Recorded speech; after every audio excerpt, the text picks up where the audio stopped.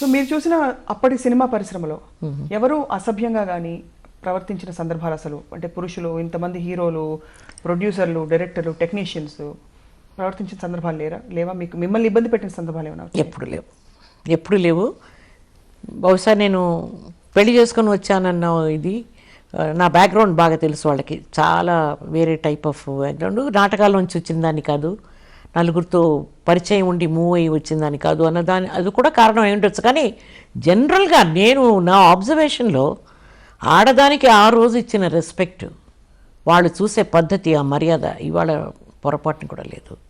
మన వాళ్ళే అసలు ఎగబడుతుంటే లేడీస్ సైడ్ నుంచి కూడా తప్పు ఉందమ్మా ఇప్పుడున్న వాళ్ళల్లో. ఇది షో బిజినెస్, నేను తప్పని నేను అనడం లేదు, బట్ దానికి కూడా ఒక you should have a demarcation somewhere that you don't lose your entity. నువ్వు ఒక ఆడదానిగా నీకున్న గౌరవం లేకుండా నువ్వు ఇష్టం వచ్చినట్టు స్టేట్మెంట్స్ ఇచ్చి ప్రీ మ్యారిటల్ రిలేషన్షిప్ తప్పు కాదు, why do you bring all this into discussion? నీకెందుకు అవసరం వచ్చింది? మనం కాన్సన్ట్రేట్ చేయాల్సింది ఒకటే, మాతృత్వం చచ్చిపోయింది ఇవాళ.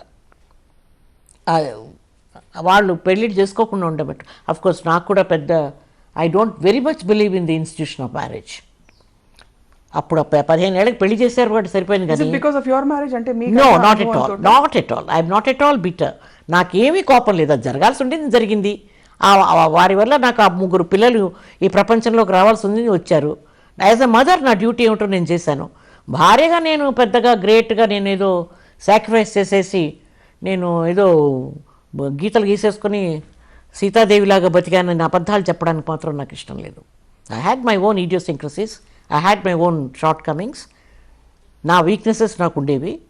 I succumb to it sometimes, yes I did. ఈ పరిస్థితుల్లో మీకు ఇంట్లో కష్టమైన పరిస్థితుల్లో వెలితిని భర్తీ చేసుకోవడానికి మీరు ప్రయత్నించాను. విడిపోయే స్టేజ్ వచ్చేసాక మీ పెళ్లిలో విడిపోయే స్టేజ్ వచ్చినా కూడా పిల్లల కోసం like any other Indian women, Hindu women లాగా నేను అన్నీ భరించుకొని కష్టాలైనా సుఖమైన ఒక పక్క అన్యాయం జరిగిపోతున్నా, నాకు తెలిసి చాలా తప్పులు జరుగుతున్నాయి ఇంట్లో. I just kept quiet because ఇంకా ఎప్పుడు నేను రెబెల్ అయ్యానంటే చెయ్యని దానికి నువ్వు చేసావు అని పదే వేలెత్తి చూపించినప్పుడు నాలో మార్పు వచ్చేసింది. నేను I said like I'm like any other human body, I have the same feelings, I have the same sentiments, emotions అవి ఉంటాయి. And especially when you're working with so many beautiful heroes, naturally you would be tempted to talk to them, be very close to them. What's wrong with it?